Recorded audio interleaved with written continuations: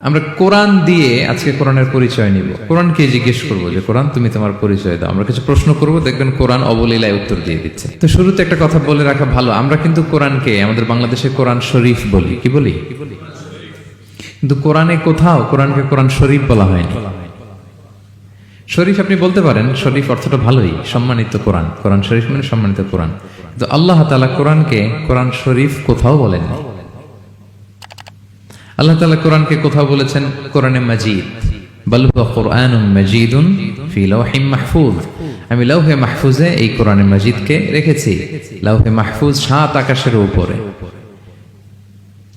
তুলুহু মা বাইনাস সামাই ওয়াল আরদ, আকাশ জমিন যত লম্বা লাওহে মাহফুজ ঠিক তত লম্বা। ওয়া আরদুহু মা বাইনাল মাশরিকি ইলাল মাগরিব, পৃথিবীর প্রাচ্য থেকে পাশ্চাত্য যত দূর, লাওহে মাহফুজ প্রশস্ততার দিক থেকে ঠিক তত দূর। ওহু মিন দুররাতিন বাইদা, সাদা ঝকঝকে ডায়মন্ড দিয়ে আল্লাহ লাওহে মাহফুজকে তৈরি করেছেন। এটা হচ্ছে কোরআনের বাড়ি 7 আকাশের উপরে। তা আল্লাহ বলেছেন বাল হুয়া কুরআনুম মাজিদ, কোরআনে মাজিদ বলছেন আল্লাহ, কোরআন শরীফ বলেন নাই। আরেক আয়াতে আল্লাহ তাআলা বলেছেন ইয়াসিন, তারপরে কি? ওয়াল কুরআনিল হাকিম। তাহলে আরেক আয়াতে কোরআনে হাকিম বলেছেন, প্রজ্ঞাময় কোরআন, কোরআন শরীফ বলেন নাই।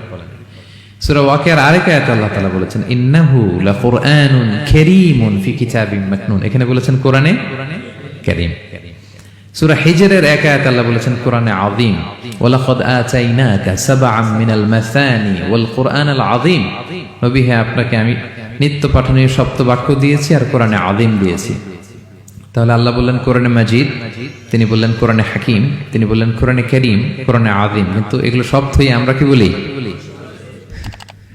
কোরআন শরীফ বলতে পারেন, অর্থ ভালোই, কিন্তু কোরআনে নাই, আল্লাহ তাআলা বলেন নাই। আসুন কোরআন শরীফ বলার পাশাপাশি আমরা কোরআনে কারীম, কোরআনে মাজিদ এগুলো বলতে অভ্যস্ত হই, কারণ এভাবেই কোরআনকে পরিচয় দিয়েছেন আল্লাহ তাআলা।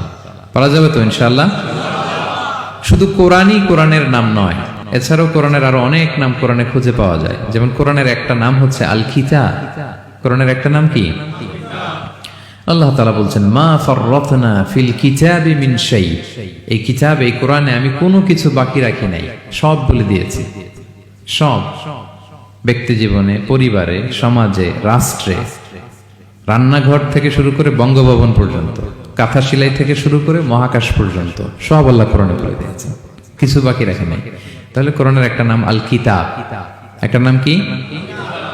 কোরআনের আরেকটা নাম আল ফুরকান, সত্য মিথ্যার পার্থক্যকারী, the criterion between right and wrong. Quran পড়লে বোঝা যায় কোনটা সত্য কোনটা মিথ্যা। আল্লাহ তাআলা বলেন তাবারাকাল্লাযী নাযালাল ফুরকানা আলা আবদিহি লিয়াকুনা লিল আলামিনা নাযীরা, আমি কোরআনকে ফুরকান বানিয়ে পাঠিয়েছি যাতে করে বিশ্বনবী মানুষকে সতর্ক করতে পারেন।